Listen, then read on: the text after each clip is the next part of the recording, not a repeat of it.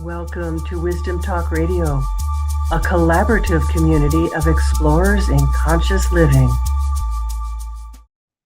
So I'm very pleased today to welcome Jaye Gould. I can call you Justin, right? Right. Who's and the diverse themes of his 5 books that he has written speak not only to his eclectic perspective, but his eclectic history. From financial espionage, which is a great word, to world travel, to spiritual seeking, he has captured the essence of living a life of success while upholding standards of human compassion and generosity. He contends that a balanced life includes both an inner and outer aspect, and only with that balance can a person's aims be realized peacefully. The intentional community he established 40 years ago continues to support and nurture the process by which an individual can uncover their natural consciousness by learning to identify and remove the obstacles to a more harmonious existence. And Justin's latest book is called The Currency of Moments, Exploring Life's Anomalies Through Images and Ideas. And I know this is going to be backwards, but nevertheless, here it is. It's a beautiful book, Justin, really beautiful. Both, on every level of pictures of the messages, of the energy of it. So welcome, Justin, to Wisdom Talk Radio. Good to be here. So can I ask you to begin, the subtitle of this book is Exploring Life's Anomalies Through Images and Ideas. What do you mean by anomalies? Well, it's generally thought that a spiritual seeker needs spiritual circumstances to learn from. But what I was taught and what I've learned and what I've verified is that all the circumstances in life are potential teaching instruments, and a message, an experience or a circumstance doesn't necessarily have to be spiritual for a person to learn a spiritual lesson. Mm-hmm. So an anomaly in this case would be something that would be looked on as ordinary, something that could be looked on as mundane, banal, and beneath the surface, a person could extract something really fine from it. So the first book I wrote was a book about a poker player, and the word anomaly was used in the subtitle of that book as well, because the idea of gambling and poker playing is rarely seen as a medium for telling a spiritual story. But I did use it for that, and part of the value I have for life is that it is an extraordinary school if taken as it is. We don't have to do too much to manipulate it for us to be learners from it. We have to be willing. Yes, we do willing have to to learn. be willing. Mm-hmm. Yeah. I'm struck by that. I'm going to have to go find that book because my father was a poker player, and actually died at a poker table when I was. Oh my goodness. So when you said that, it's just like, what are the odds of somebody on this show coming in and speaking to that? Yeah. So if you see another person buying that book, it's me. Okay. So there was something else I wanted to ask about, because it's something that everybody's going through such great change right now. And while that's really always the case, I think the shift of moving into this new year always feels like, when that happens, it always feels like a time when people are paying attention to great change. And in one of your pictures and quotes, you speak to stopping in the midst of change to open the door to new possibilities. And how does that happen? Well, you're mentioning stopping. Stopping is one of the most difficult things to do because momentum, we know in science, an object in motion remains in motion. And we are definitely in motion. We're either in motion keeping busy, or we're in motion talking to ourselves, or we're in motion physically going from place to place. And stopping is very challenging. I remember one time many years ago, this word stopping reminds me of driving across Colorado and trying to get from, I guess it's from Kansas to Utah, or whatever is on either Kansas to Nevada, I guess it is. Is that correct? Kansas to Um, Nevada. Okay, I won't yeah, it challenge depends you with on, that. I'm in Colorado, so. Okay. So I was driving across, and 65 miles an hour, and I have a somewhat of a fascination for birds of prey, of hawks and eagles. They're beautiful to look at. And I saw one on the side of the road uh, in a different posture than one would ordinarily see an eagle on the side of the road. And I just kept driving because I had been driving. And I went about another mile, and I said, what am I doing? Mhm. If I was walking or on a bicycle or on a motorcycle or any other form of conveyance, I would stop to look. But I didn't stop to look because it's hard to slow down, it's hard to stop. And it's something that we do have to understand about ourselves, that we have adopted a severe limitation of speed and momentum. And in order to really appreciate something in the moment, at least slowing down has to happen. And even that's a challenge. Mhm. Mhm. Yeah. Do you have a way of teaching people how to slow down? How I to, do. can you speak to that a little? No, it's not. It's not that I sell it. I don't sell anything. I No, don't. no.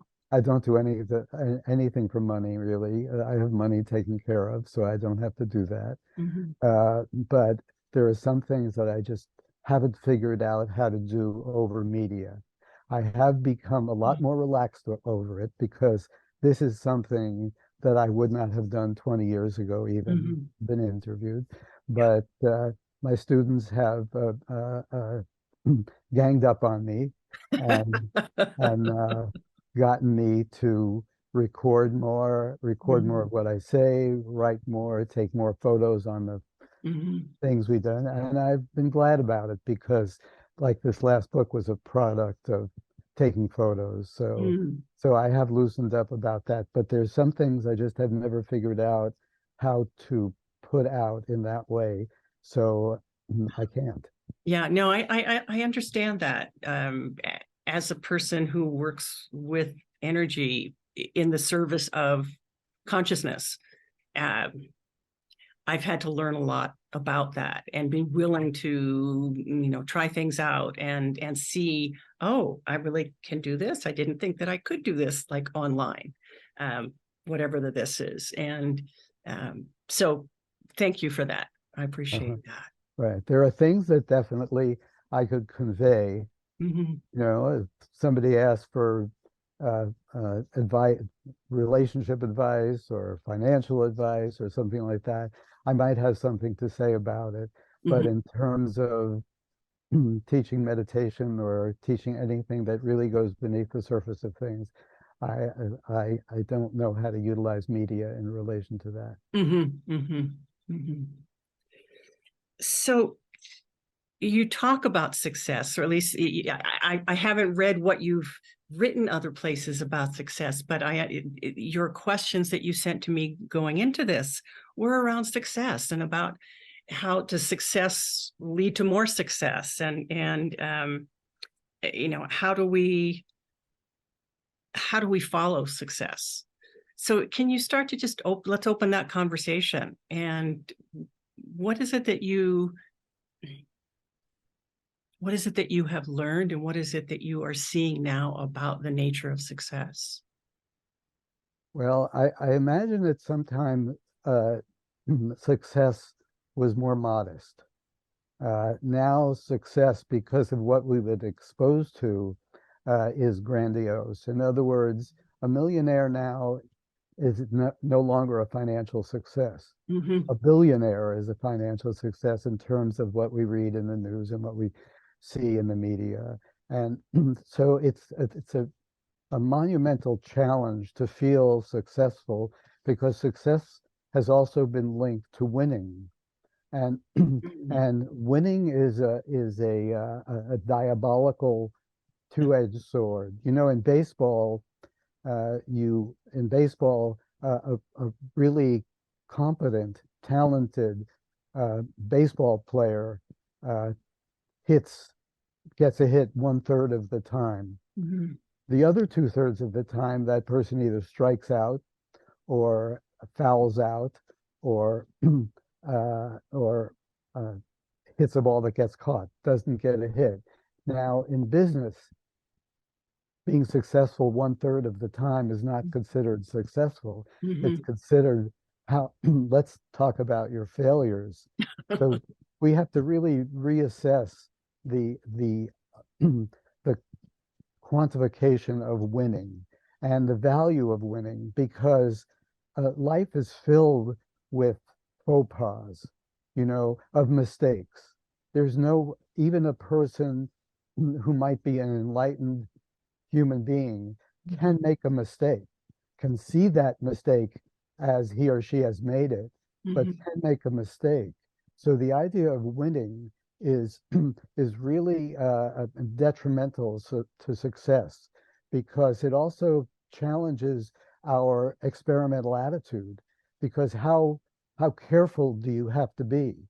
How careful does a politician have to be to always be right, knowing that anytime they're wrong, that incorrectness will be their reputation, and that's unrealistic. So I try to separate the idea of success from the idea of winning, and I explore the idea of winning and how uh, uh, unattainable that winning is, because Mhm. there will be some wins and there will be some losses. If you're an investor in the stock market, and or certainly in cryptocurrency, and you expect all your investments to be wins, you're going to feel really bad. If you're a poker player like your father was, and you expect to win and win and win, and you don't feel as good, you feel worse for your losing than you feel good for your Mhm. winning.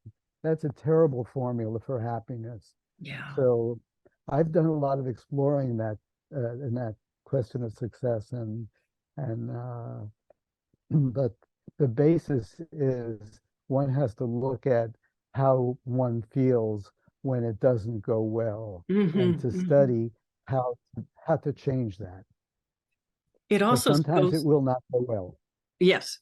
And it also goes to innovation, and how can we have the freedom to innovate, to create, even if we're afraid of not winning, if we're afraid of making a mistake, of being seen as making a mistake, whatever that might mean. So you I know, speak to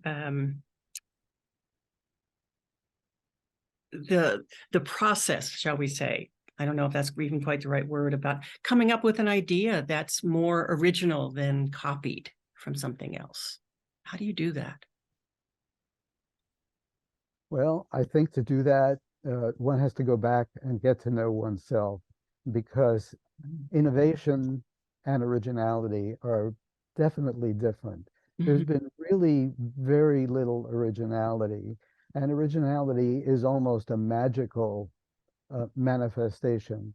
Innovation is much more, like the movie of the guy who invented the windshield wipers that Mhm. that go, they're variable Intermittent. speed, yeah, intermittent windshield wipers. He started with a windshield wiper.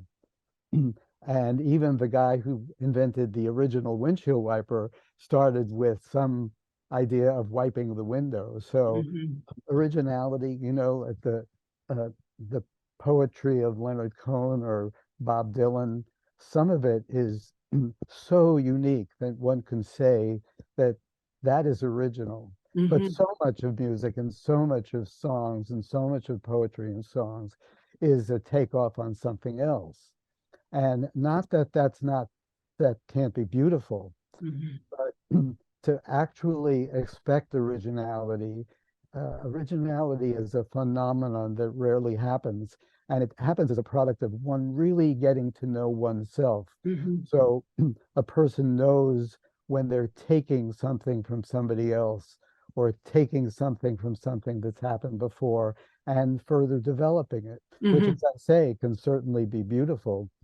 But even innovation of something other than the most surface kind takes knowing oneself. I think knowing oneself and seeing things as they are, whether they're external or internal, seeing them as they are, actually being able to call them what they are, like writing a book. You know, there's a certain format in a book. Mhm. You know, there's a certain size. Do you want this book to be 5.5, 8.5, or 9 by 11? That's copied and that's fine because Mhm. one doesn't have to make a Jackson Pollock painting, Mhm. you know, to create art. One can be a phenomenal drawer and Mhm. draw, you know, be on the street corner and draw pictures of faces and still make Mhm. phenomenal art. So there's really a lot of self-knowledge and seeing things as they are that, in my opinion, is a prerequisite that rarely happens to Mhm. find innovation and certainly to originality. Yeah.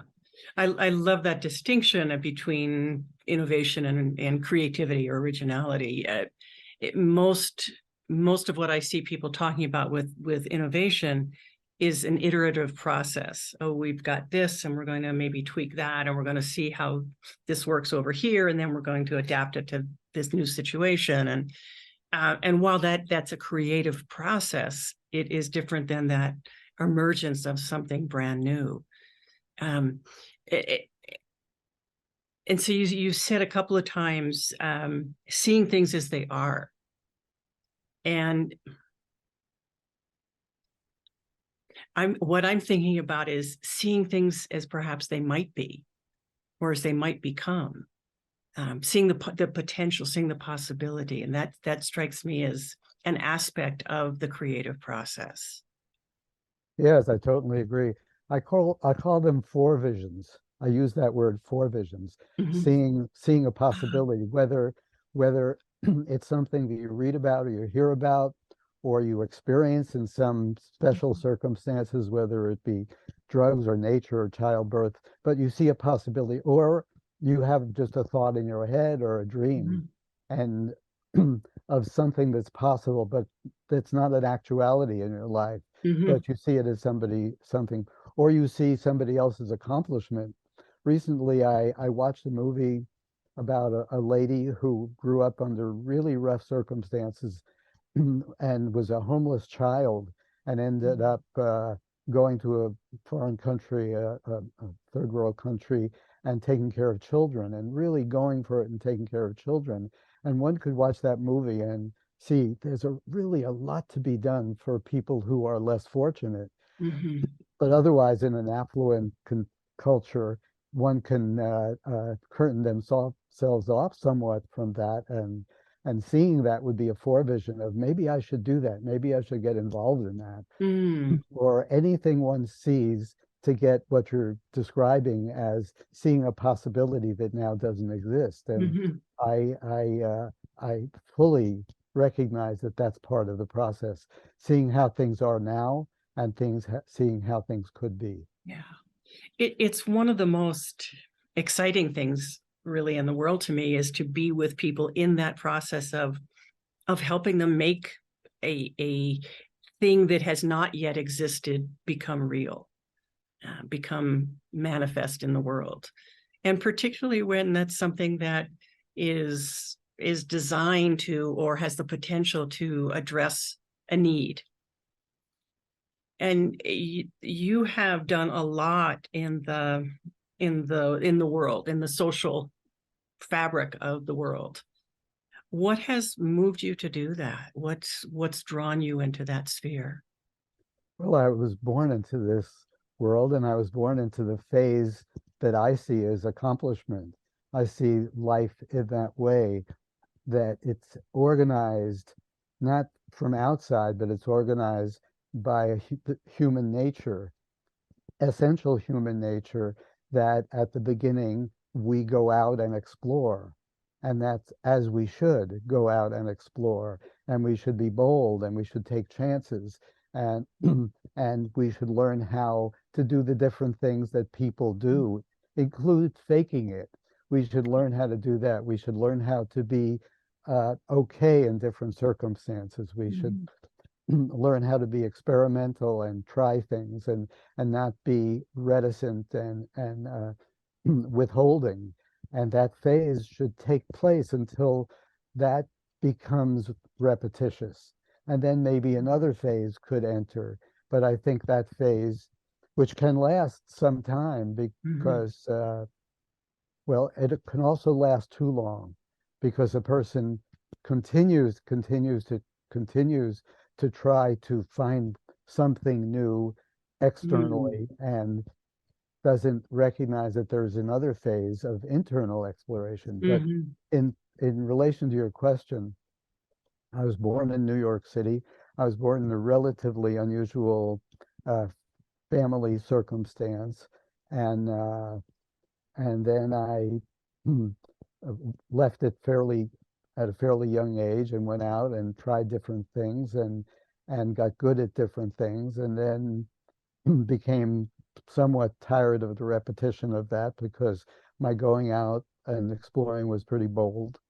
Uh, and but in doing that, I recognized in the internal quest that life is still the teacher, and being able to know how it is to deal with children and animals and money and sex and and different languages and all these things. They're given to us as part of life for us to see both the surface of things and beneath the surface of things. And I value that. And part of my teaching is to make sure that people are not reticent to live the external life. Would it be true to say not willing or to live the external life in the service of the internal exploration? I'd say for starting, no. Okay. I'd say to begin the first phase of life, however many years that takes you, shouldn't take more than 30, but it could take even 40. But in that time, one has a license to be selfish. Not selfish in a way to harm other people, but what do I need to see? What do I need to do? Yeah. What do I need to make happen? And and not really be encumbered by the glorification of what could happen after that. This might, to some degree, disagree with the basic format of people pretending they're good and pretending they're caring and pretending in that first phase. I think that the programming that has led to that pretending is not helpful. Because I see that first phase as a phase of acquisition, and I think that that's okay. And I think that also the phase of learning how to express exactly what's going on with you, and not pretending like everything that everyone does goes well with you. It's a time to recognize, to be embarrassed and be okay being embarrassed, and to be acquisitive and to be okay being acquisitive. But as I say, I see this as a phase. I see that if that phase continues past the time that it should really continue, I see that as not only personally self-destructive, but culturally and societally self-destructive. So we see some, what you might call grown-ups that are still so self-serving that it just looks distasteful. Yeah. And it really does the world a disservice, as you say, because Absolutely. we can take all of that part of life where we are learning, where we are exploring, where we get to move into new situations and be informed by them. And instead of taking that into its natural next phase, we stay stuck in that as if that's the only thing there is, and being unwilling to make the inner journey.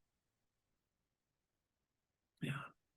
So what's the secret, if there is one, to separating ourselves from situations that are not productive for us? Well, I don't know if they're secrets. They might be challenging to undertake, Mhm. but the secret of losing weight is to eat less and get more exercise.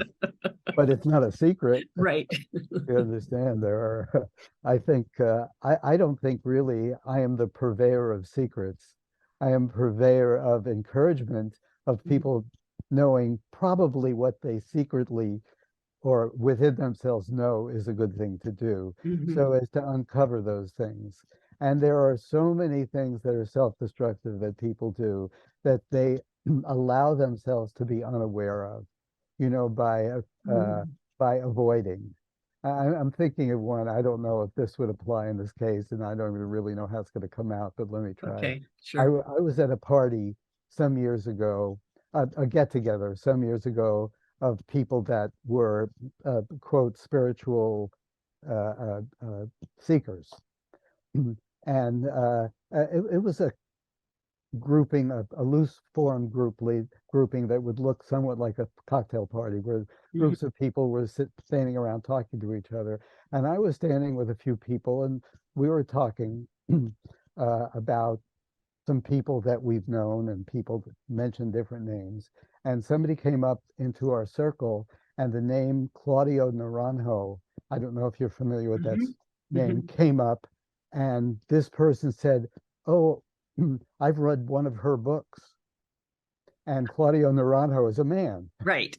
So somebody, I don't try to embarrass people who Mhm. are looking to be, looking for that experiment. Yeah. So I wouldn't say anything. But one of the people in that circle said, uh, oh, I think they may have even said, I met Claudio Naranjo.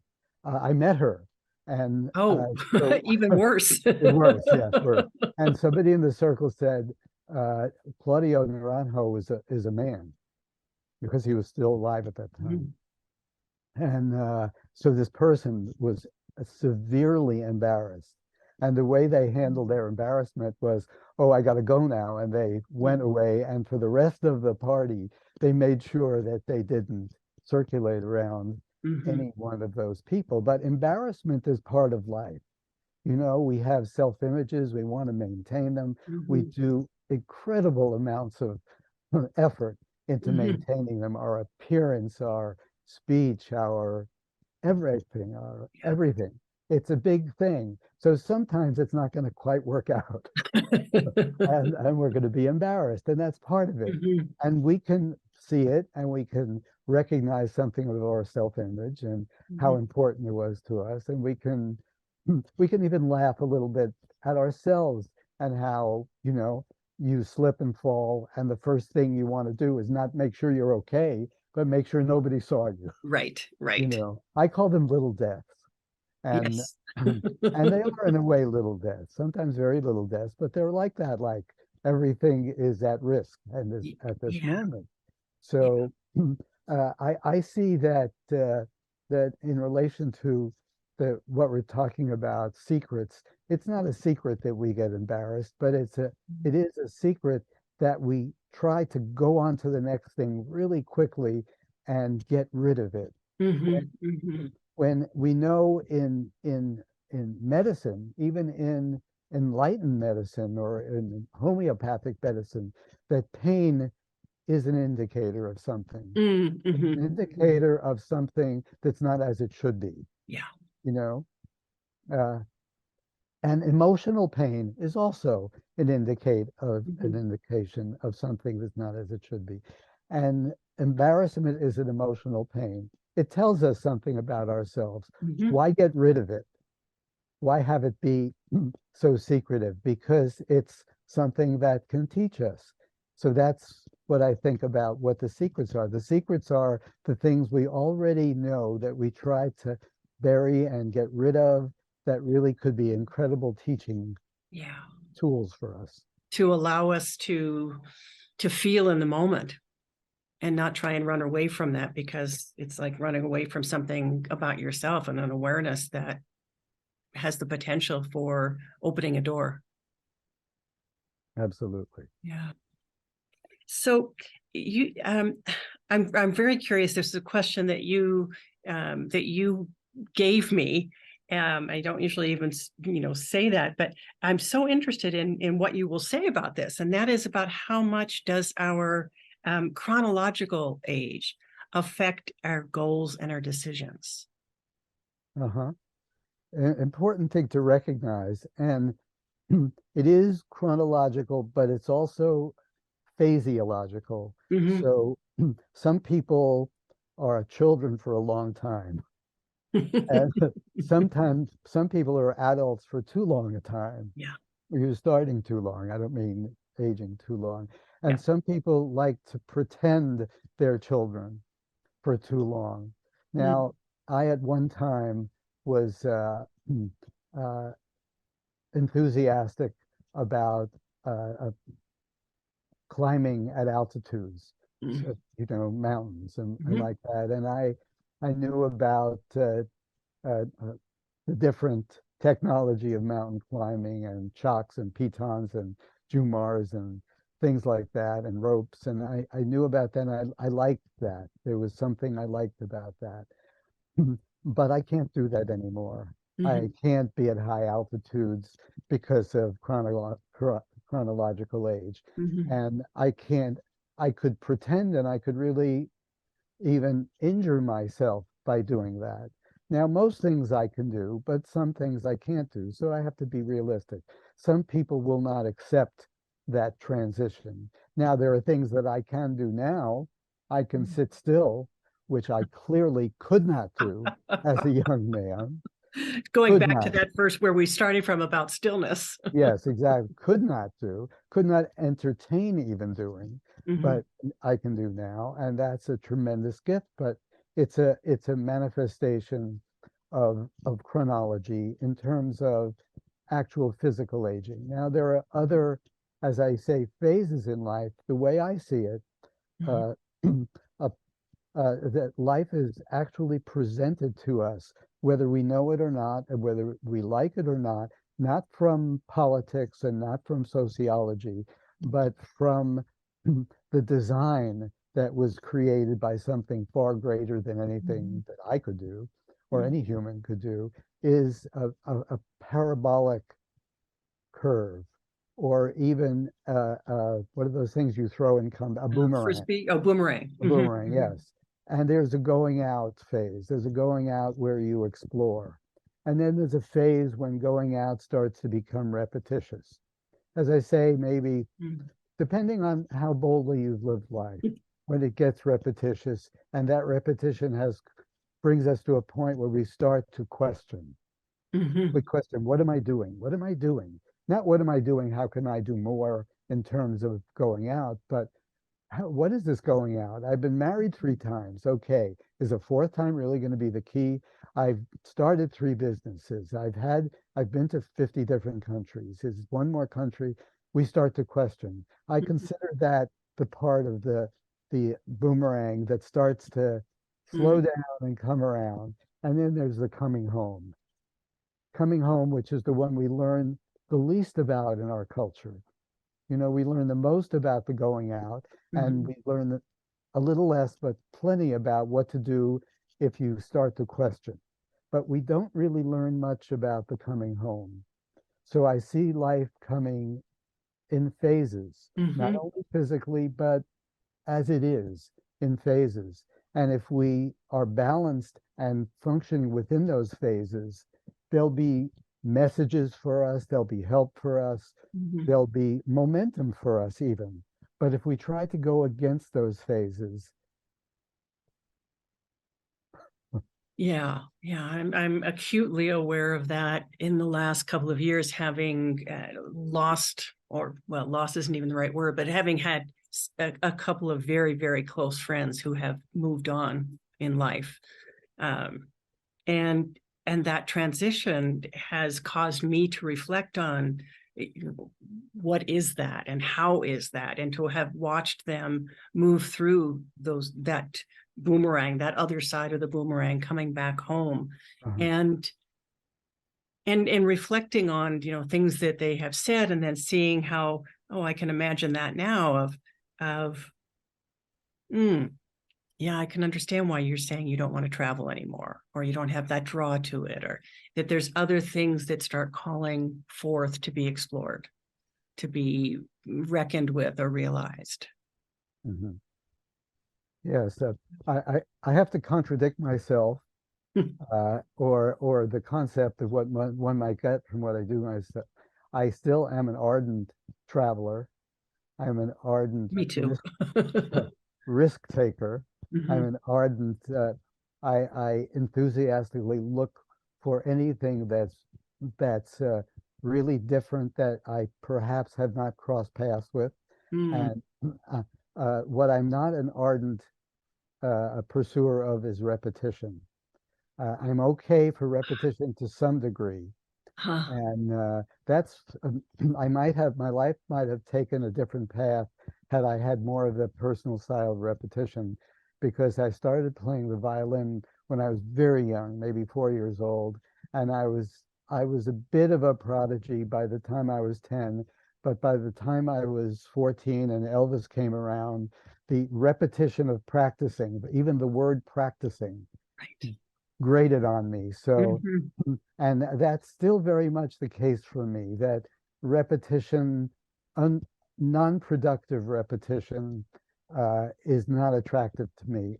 Although I do see that areas in which repetition can be productive, and I'm definitely in favor of that because I teach tools, Mhm. and using a tool requires repetition. So I am in Mhm. favor of Mhm. productive repetition, but not non-productive repetition. It's a good distinction to make. Uh-huh. I have friends that want to eat the same thing at the same restaurant all the time, and I'm always looking for, well, what's new? What could be created here? I don't even like to cook the same thing, mm, usually more than once, Hmm. maybe twice. But it's that, ooh, what else is possible kind of exploration. Hmm. So is Out of the Box still in the box? Well, I think it's rare that out of the box is anything other but in the box.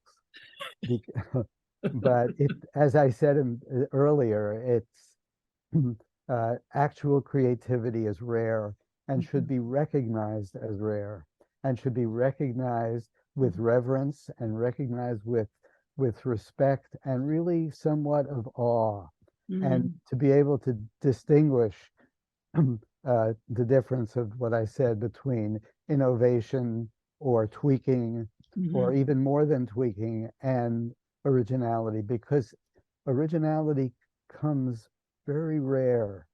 And I'm saying this and I'm repeating myself because I want to bring it across to whoever's listening to that if you do cross paths with something that's really different, Mhm. now when a band sets up, they set up like the Beatles set up Mm. 60 years ago with the Mhm. bass player or the guitar player and like that.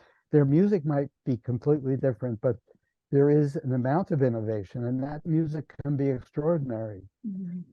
But someone at some point decided something. Mhm. Maybe the Grateful Dead decided it was okay to do a performance where you just kept playing for Mhm. hours, and it was up to people to listen or not. That had Mhm. not happened before. But uh, I think there's so much in the box that can be beautiful, but out of the box is just different. And the word that comes up as I'm listening to you is, for me, is courage. on two sides. The courage, of course, to, I would say it this way, to follow that inner voice, to bring forth that creative expression. But also that takes a kind of courage to recognize it, to not dismiss it, to not want to separate yourself from it, and to, have the courage to look at it and realize that you're in the presence of something that is original. Yeah, congratulations on that. I think that realization is out of the box. Hmm.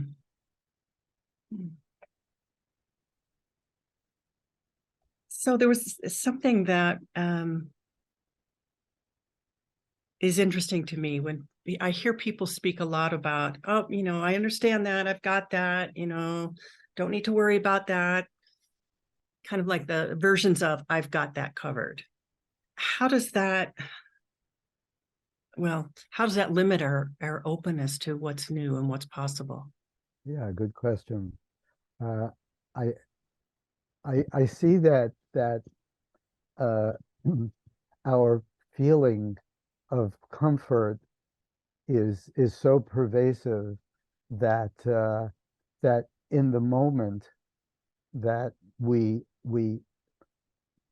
manifest self-destructively to maintain that comfort. What is the word that you used in that question? What is the Um, that I've got you covered. Yeah, covered. Yeah, that expression I got you covered. Mm-hmm. Yeah, I have that covered. Yeah, the idea of I have that covered means that that the discomfort of knowing there's something I haven't experienced, the discomfort of knowing that there's something that I don't know Yeah. is something that I want to cover up. So I know what you're talking about. Yeah. It could even happen in this watching this interview. Mm-hmm.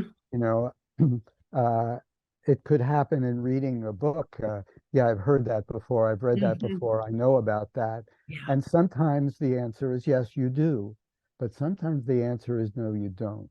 Mm-hmm. And if you're not free to choose that option, there's you're limiting yourself to something. If you're not really paying attention and being open to the fact that something could be presented to you that has never been presented to you before. Mm-hmm. Now, without I shouldn't say without. I shouldn't preface this. I know things that other people don't know. Mm-hmm. That's clear to me. That isn't a, like a car mechanic could say that about their Mm-hmm. skill. I know things other people don't know. I know that I can present them in ways that haven't been presented before. But Mm-hmm. I have done that, and people can say to me, yeah, I've heard that before. I know that before. And I Mm-hmm. know that they haven't. So I try to present it in a different way because my purpose is for them to get it, for not for me to put it out. Right. You Right. know? So I recognize the limiting element of of having to having to respond with that need for comfort to say, Mm-hmm. I'd be uncomfortable to think that you know something I don't know. I'd be uncomfortable to think that you've been to a place I haven't been, whether it's in consciousness or in geography. Mm-hmm. And it inhibits our ability to be open and to listen.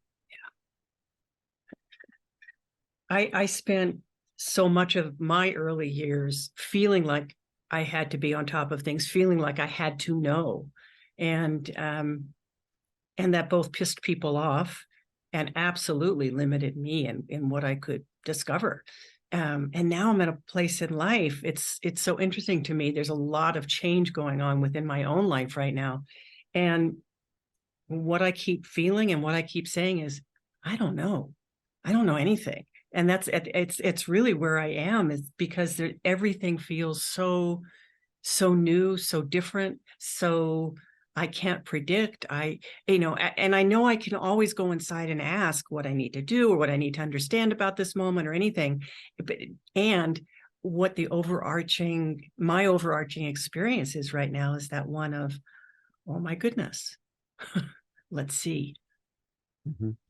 Yeah. Well, that the ability to be able to sit with that is a remarkable ability and a testament to someone's uh, struggles, accomplishment, life experiences, whatever, because Mm, there at some point, some years ago, somebody wrote a book, or at least the book was called and talked about something that they called spiritual materialism.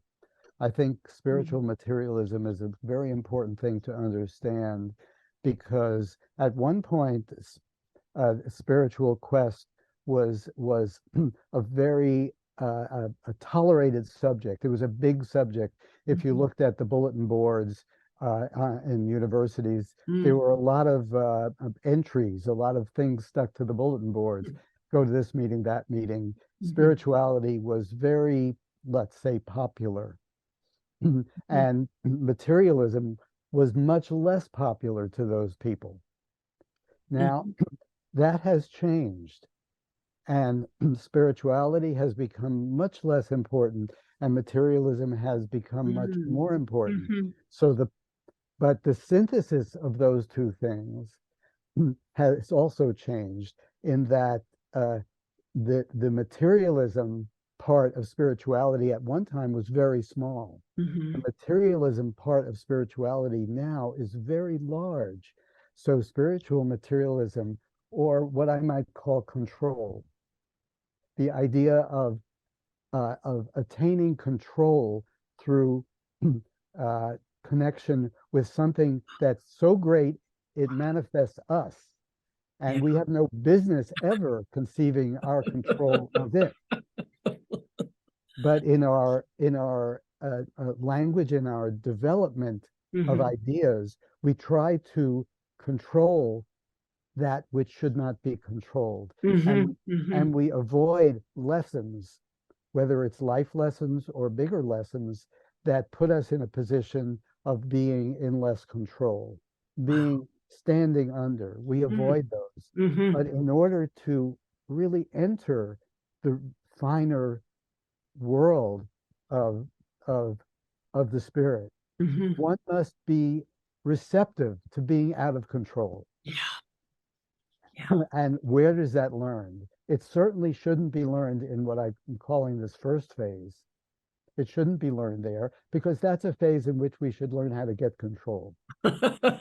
To feel Yes. okay to get Mhm, control, mhm, but mhm, then slowly recognize that control isn't always appropriate. Now, it's appropriate for your investments.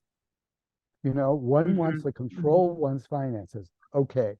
One wants to control what one eats and, mhm, control things of the body, but things of the spirit, to go into the deepest form of meditation, we're mhm, trying to make reconnect with something that gave us life. mhm. How can we possibly entertain control in that regard? Yeah. And so this idea of exploring our spiritual materialism, exploring our new age concepts that allow and encourage spiritual materialism, exploring that and seeing where it fits and where it doesn't fit, I Mhm. consider really important. Yeah. Thank you. Thank you for that. That's yeah.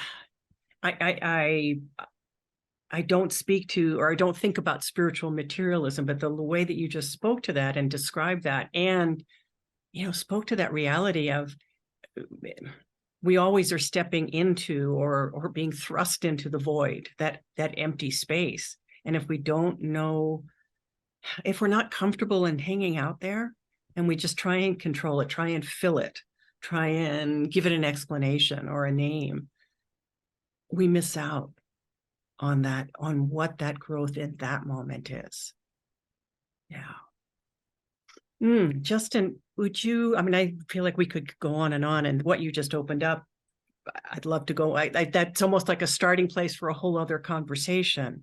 And I recognize our time is coming to a close. So, would you tell people how they can find out more about what you're up to in the world, how they can get your books, all of that?